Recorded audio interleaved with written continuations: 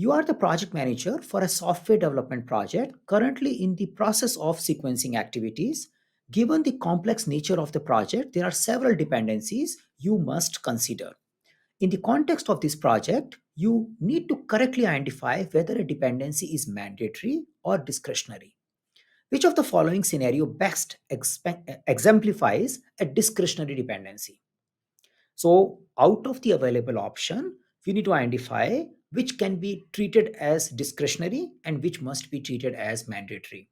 It's a little tricky because it depends upon the nature of the project, but fortunately, we just need to make best judgment out of available four. We don't have to make a universal judgment, so we should be able to select based on comparing options with each other.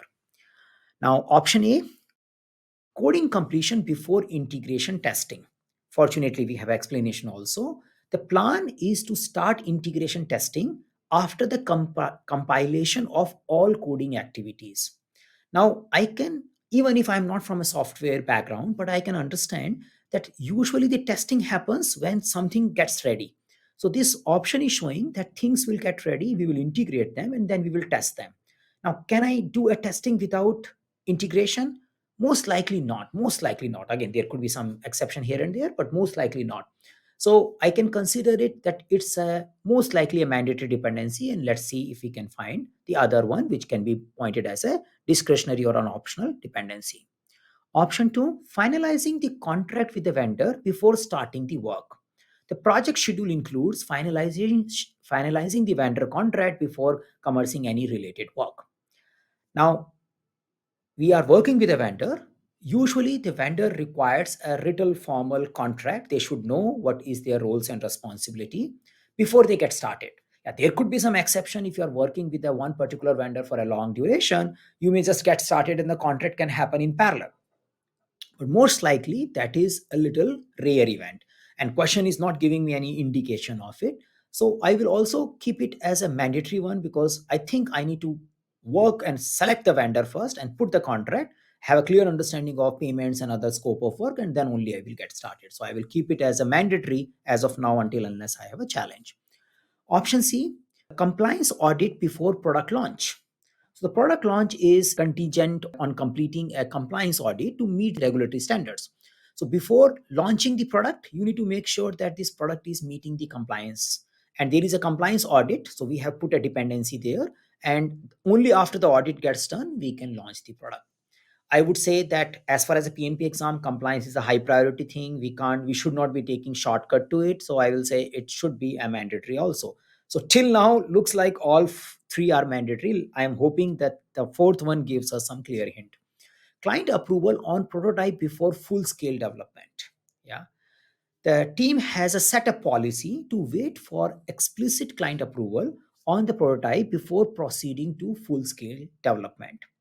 Now, this also looks like a good thing to do because you are expected to have an approval from the client and then you should be moving forward.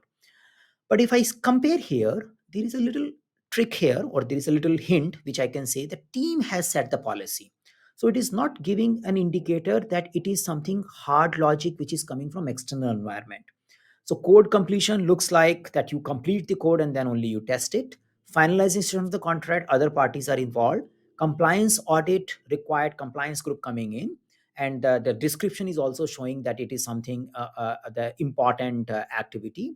So looking at these things, we can say, yes, it is always good. And that's why the discretionary dependency is there.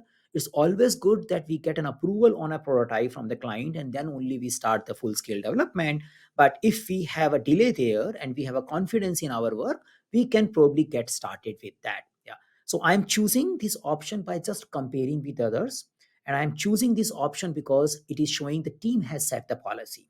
So when I was designing this question, I added this term just to indicate that, yeah, this could be the right option for you. But I believe these kind of questions could be tricky and we need to focus more on comparing and finding the best possible, looking at the question at hand and making minimum assumptions. So in this particular case, I recommend we go with D because it is saying the team has set the policy and we can go ahead with the development. But yeah, there will be a rework or there could be a risk of rework, but we can go ahead with it. Yeah. So it's a discretionary dependency. So in my word, option D looks good. Overall, if we compare about our task, it is mapping to task 6, plan and manage schedule. It is definitely talking about predictive scheduling. If we talk about the topics, it is focusing on dependency management, looking for the skill in the project manager to identify what is mandatory and what is optional or discretionary dependency. And it is also making you put that in practice rather than just knowing the definition of what is mandatory and what is discretionary.